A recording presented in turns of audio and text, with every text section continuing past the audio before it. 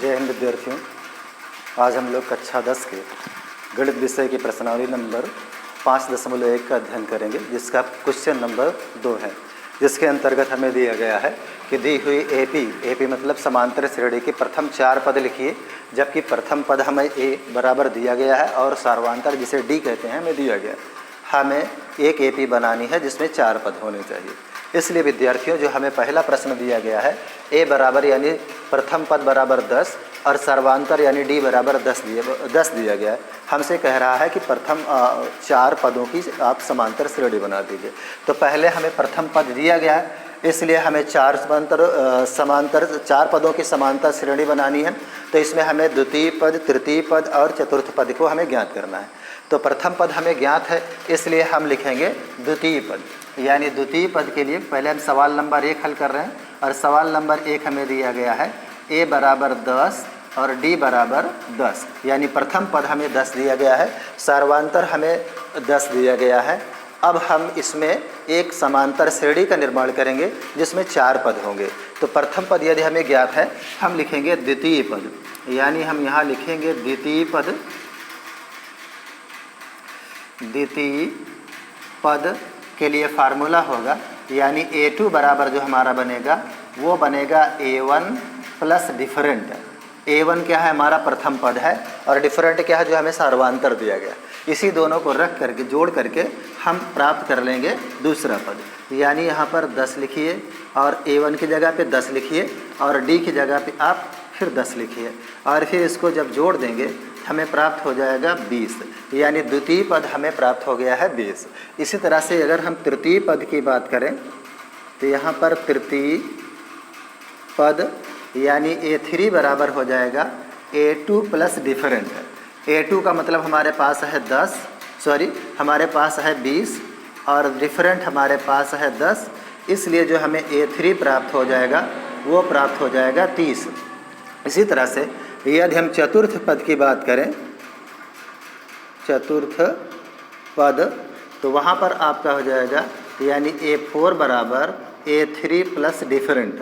A3 की value आपके पास है 30 यानी 30 है, और D की वैल्यू आपके पास 10 है। इसको जोड़ दीजिएगा तो आ जाएगा 40, यानी A4 बराबर 40 हो गया है।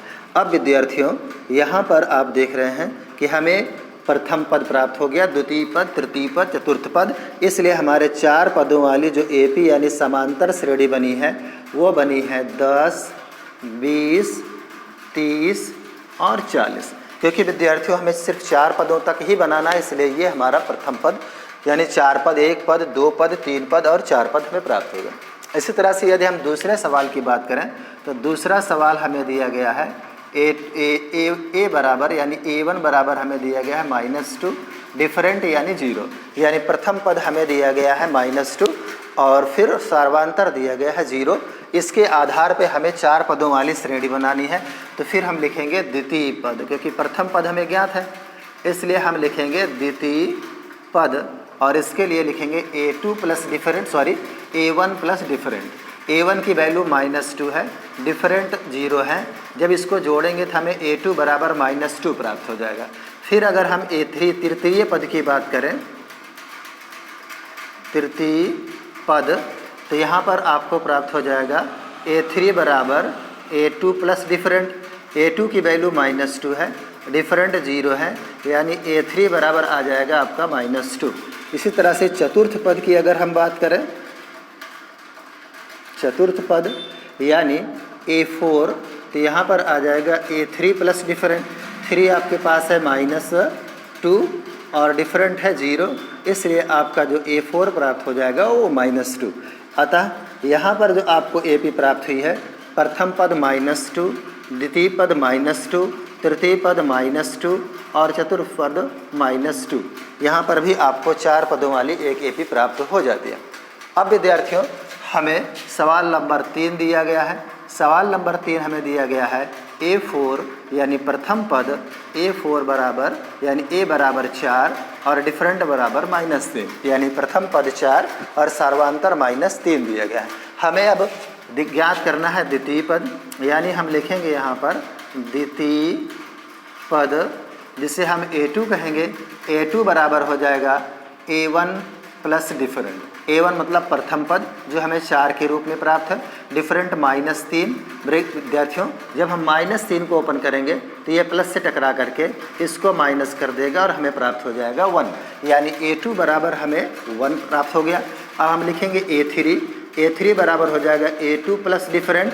तो A2 की वैल्यू आपने 1 निकाला है, डिफरेंट आपके पास है -3। विद्यार्थियों, जब इसका ब्रैकेट ओपन करेंगे तो ये -3 हो जाएगा और फिर यहाँ से A3 बराबर -2 प्राप्त हो जाएगा। अब अगर हम चौथे पद की बात करें तो A4 बराबर हमें यहाँ पे प्राप्त हो जाएगा, यानी ये द्वितीय पद है, ये हमारा तृतीय पद है और ये हम चौथा पद निकालने चल रहे हैं। चौथा पद का फार्मूला होगा, यानी A4 बराबर A3 प्लस डिफरेंट। A3 आपके पास है A3 आपके पास -2 और डिफरेंट है -3। जब ब्रैकेट ओपन करेंगे तो यहाँ से ये प्लस माइनस यहाँ पर माइनस हो जाएगा और ये 3 ऐड होकर के जुड़ जाएगा, कि माइनस माइनस जुड़ जाता है और यहाँ पर 5 हो जाएगा। अतः इसका जो AP प्राप्त होगा वो हमें प्राप्त होगा 4, फिर 1, फिर -2 और फिर -5। इस तरह से विद्यार्थियों आपने देखा कि इन तीनों सवालों को किस तरह से हम, जब हमें A यानी प्रथम पद और डिफरेंट यानी सर्वांतर 0 दिया गया है, तो किस तरह से हम AP का निर्माण करते हैं। अब विद्यार्थियों, हमारे पास चौथा नंबर का सवाल और 5वां नंबर का सवाल बचा है। पहले इसका स्क्रीनशॉट ले लें, फिर उसके बाद हम चौथा और 5वां सवाल देखते हैं।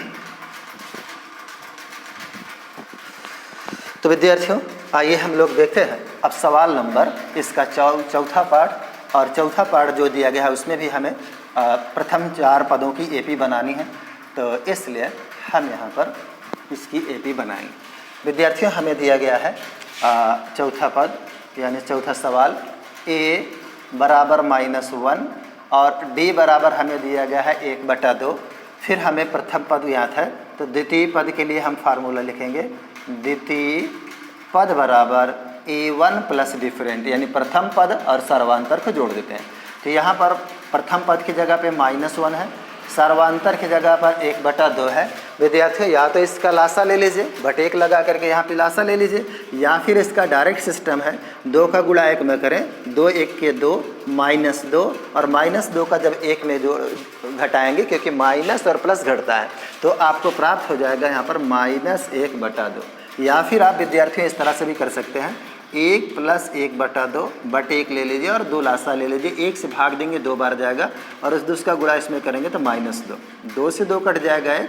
अब विद्यार्थियों, -2 में से जब 1 घटाएंगे तो यहाँ पर -1/2 ही आ जाएगा, तो हमें द्वितीय पद प्राप्त हो गया। अब अगर हम तृतीय पद की बात करें तो तृतीय पद, और तृतीय पद के लिए लिखना पड़ेगा A2 प्लस डिफरेंट।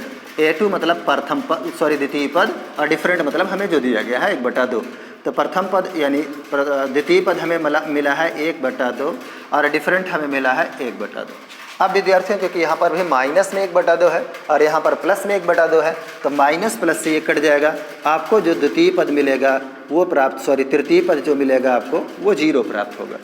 अब अगर हम चौथे पद की बात करें, चौथा पद या चतुर्थ पद, तो यहाँ पर लिखना पड़ेगा A4 यानी A3 प्लस डिफरेंट। 3 की वैल्यू 0 है, डिफरेंट आपके पास 1/2 है, जब इसको जोड़िएगा तो ये हो जाएगा 1/2। अब यहाँ पर जो हमें AP प्राप्त हुआ है वो प्राप्त हो गया है -1, फिर -1/2, फिर 0 और फिर 1/2। इस तरह से हमें 4 पदों वाली AP का मान प्राप्त हो जाता है। अब विद्यार्थियों, 5वां यानी अंतिम पद, अंतिम सवाल हम देखेंगे।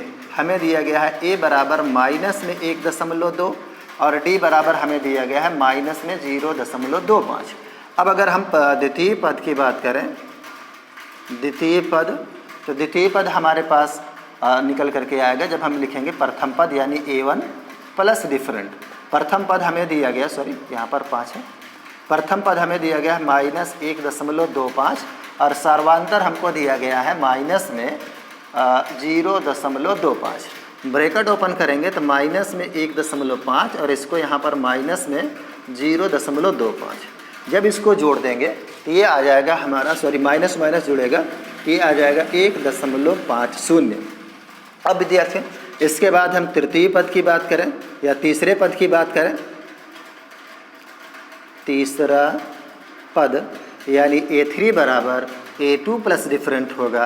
A2 की वैल्यू -1.50 है, डिफरेंट आपके पास है -0.25, ब्रैकेट ओपन कीजिएगा तो माइनस में 1.50 माइनस में 0.25, इसको जब जोड़िएगा तो माइनस में 1.75।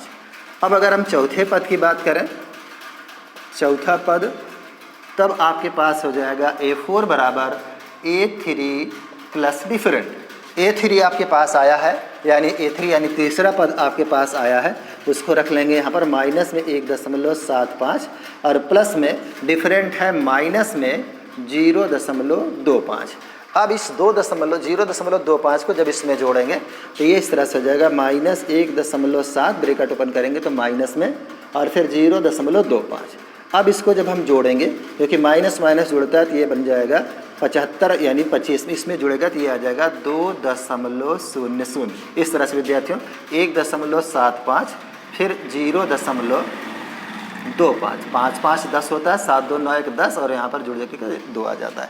तो इस तरह से विद्यार्थियों जो हमें AP प्राप्त हुआ है वो AP प्राप्त हुआ है माइनस में 1.25, फिर माइनस में 1.50, फिर माइनस में 1.75, फिर माइनस में 2.00।